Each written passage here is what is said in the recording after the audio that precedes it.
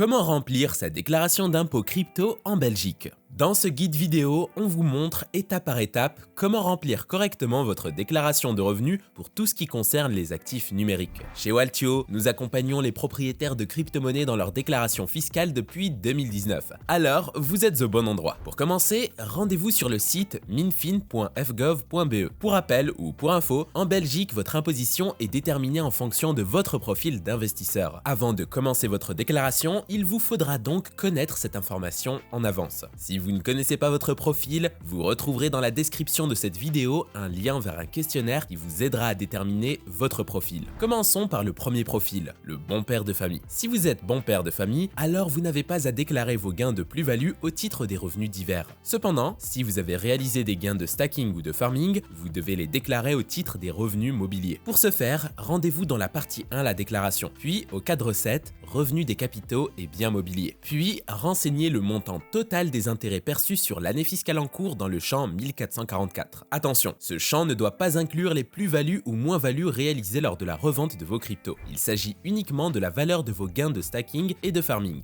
Et voilà, c'est tout. En tant que bon père de famille, vous venez de finir votre déclaration concernant la partie crypto-monnaie. Ce ne sera pas aussi rapide pour les profils suivants. Laissez-nous vous expliquer comment cela se passe pour le profil spéculateur. Si vous avez perçu des gains de stacking ou de farming, faites comme le bon père de famille et rendez-vous dans la partie 1, la déclaration. Puis au cadre 7, revenus des capitaux et biens mobiliers. Renseignez alors le montant total des intérêts perçus sur l'année fiscale en cours dans le champ 1444. Ensuite, si vous avez réalisé une plus-value issue de la cession de vos crypto-monnaies, rendez-vous dans la partie 2, la déclaration. Puis au cadre 15, revenus divers. Renseignez alors le montant total brut des plus-values réalisées sur l'année fiscale en cours dans le champ 1440. Puis, renseignez le montant total des frais dans le champ 1441. De plus, si vous avez réalisé des moins-values durant les 5 années précédentes, vous pouvez les reporter dans le champ 1202 afin de les déduire. Et si vous n'avez pas réalisé de plus-value imposable au cours de l'année fiscale en cours, alors vous n'avez pas à remplir ce que l'on vient de vous expliquer concernant le cadre 15 sur les revenus divers. En tant que spéculateur, votre déclaration concernant la partie crypto-monnaie est à présent terminée. Passons à présent au dernier profil, celui du professionnel. Suivez bien nos instructions étape par étape. C'est le profil le plus complexe à aborder. Vous devrez dans un premier temps déclarer vos gains d'activité professionnelle. Pour ce faire, rendez-vous dans la partie 2, la déclaration, puis au cadre 14, profession et numéro d'entreprise. Renseignez les deux champs, profession exercée et votre numéro d'entreprise. Rendez-vous ensuite au cadre 17, bénéfices d'entreprise industrielle, commerciale ou agricole. Renseignez-y le montant de vos plus-values brutes dans le champ 1600, bénéfices bruts de l'exploitation proprement dite, ainsi que le montant total annuel de vos cotisations sociales dans le champ 1632. Pour finir, renseignez le montant total de vos frais professionnels, appareils de minage, ordinateur, logiciel, électricité, etc.